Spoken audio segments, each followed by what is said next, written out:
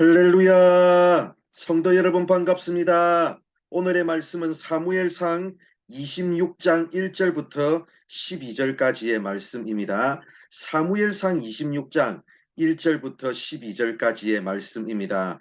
10사람이 기브아에 와서 사울에게 말하여 이르되 다윗이 광야 앞 하길라 산에 숨지 아니하였나이까 하며 사울이 일어나 10광야에서 다윗을 찾으려고 이스라엘에서 택한 사람 3,000명과 함께 십광야로 내려가서 사울이 광야 앞 하길라 산 길가에 진친이라. 다윗이 광야에 있더니 사울이 자기를 따라 광야로 들어옴을 알고 이에 다윗이 정탐꾼을 보내어 사울이 과연 이른 줄 알고 다윗이 일어나 사울이 진친 곳에 이르러 사울과 넬의 아들 군사령관 아브넬이 머무는 곳을 본즉 사울이 진영 가운데에 누웠고 백성은 그를 둘러 진쳤더라. 이에 다윗이 햇사람 아히멜렉과 스루야의 아들 요압의 아우 아비새에게 물어 이르되 누가 나와 더불어 진영에 내려가서 사울에게 이르겠느냐 하니 아비새가 이르되 내가 함께 가겠나이다. 다윗과 아비새가 밤에 그 백성에게 나아가 본즉 사울이 진영 가운데에 누워 자고 창은 머리 곁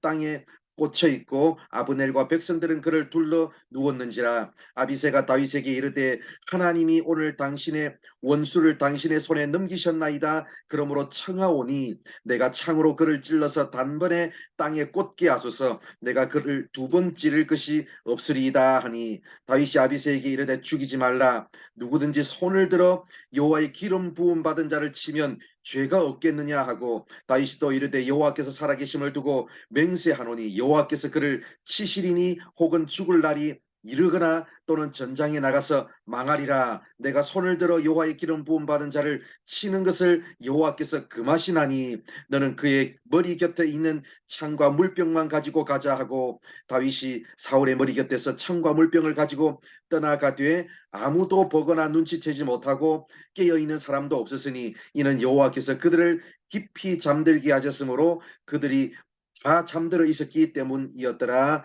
아멘.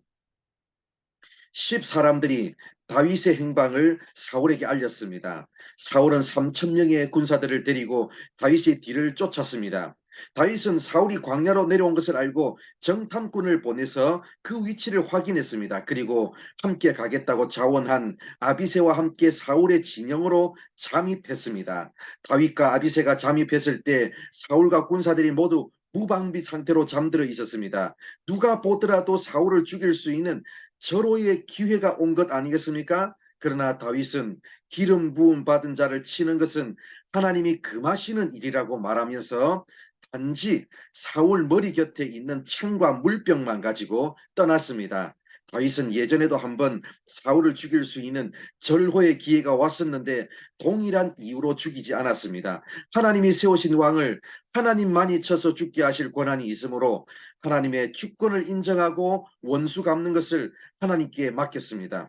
그에 반해 사울은 어떻습니까? 예전에 한 차례 다윗으로부터 죽을 뻔했던 위기를 하나님의 주권에 맡기는 다윗의 행동으로 인해 살아났었고 자신의 잘못을 인정했었고 다윗이 앞으로 왕이 될 것도 인정했지 않습니까?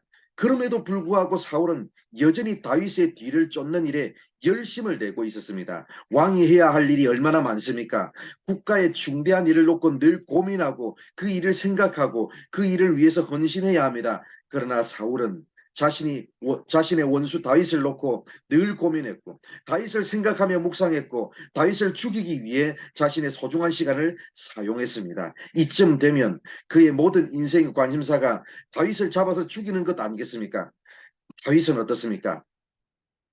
하나님의 주권을 놓고 늘 고민했고 하나님의 말씀을 늘 묵상했으며 하나님의 말씀을 따르기 위해 자신의 인생을 드렸습니다. 그랬기에 사울을 죽일 수 있는 절호의 기회 앞에서 원수 갚는 것을 하나님의 주권에 맡길 수 있었습니다. 사울은 오직 원수 다윗을 쫓는데 인생을 낭비했지만 다윗은 오직 말씀을 묵상하며 원수 사울에 대한 분노를 이겨냈고 하나님의 뜻을 따르면서 이스라엘의 진정한 왕으로 준비될 수 있었습니다. 사랑하는 성도 여러분, 오늘도 하루를 살아가면서 사람과 환경을 쫓아가는 삶의 모습을 버리고 오직 하나님만 따르며 하나님의 말씀에 순종하는 우리 모두가 되기를 바랍니다. 기도하겠습니다.